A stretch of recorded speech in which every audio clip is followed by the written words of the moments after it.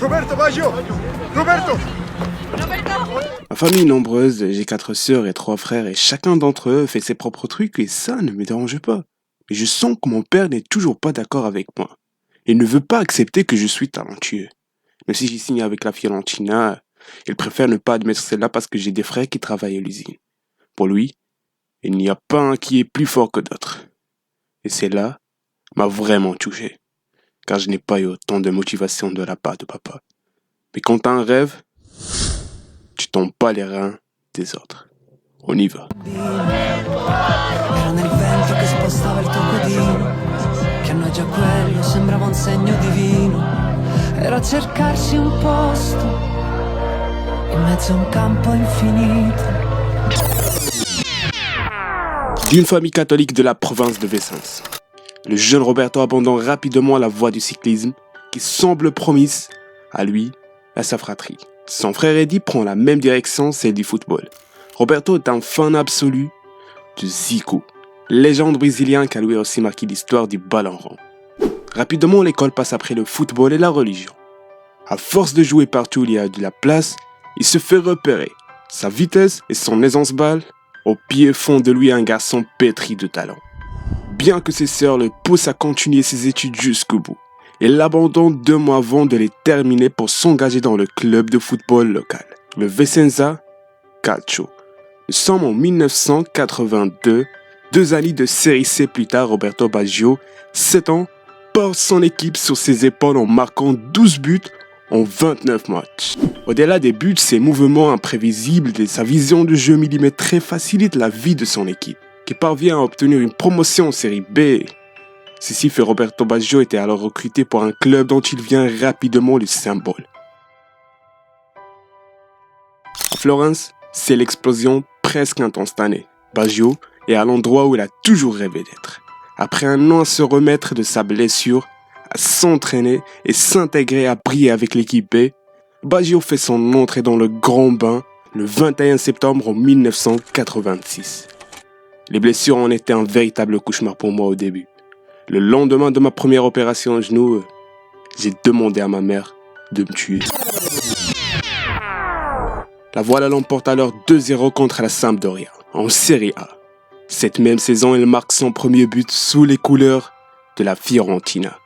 Et pas contre n'importe qui. Il permet à son équipe de décrocher le match nul contre le Napoli de Maradona. Après une saison principalement passée avec la Primavera du club malgré quelques apparitions en Serie A. Le nouveau coach de la Viola, Sergio Santarina, décide d'accorder sa confiance au joueur, qu'il voit encore comme un numéro 10. Baggio emmène son équipe aux portes d'un trophée européen. Et le destin fit le reste. Le dernier obstacle qui se dresse face à la Fiorentina, n'autre que la Juventus. La double confrontation se fait assez unique. La vieille dame remporte le match aller 3-1 et les 2 équipes se quittent sur un score nul au match retour. Suivi par les tifosi de la Fiorentina contre leurs rivaux, de toujours n'avait pas suffi. Les dirigeants du club annoncent dès le lendemain du match la vente du Baggio à la Juve. Le joueur lui-même ne revient pas, mais est forcé de rejoindre les Bianconeri. Les conditions financières de la Fiorentina sont plus bas et Baggio est le joueur à la valeur financière la plus élevée de l'effectif. À Florence, c'est l'explosion. Les Russes sont envahis de supporters qui protestent contre cette décision.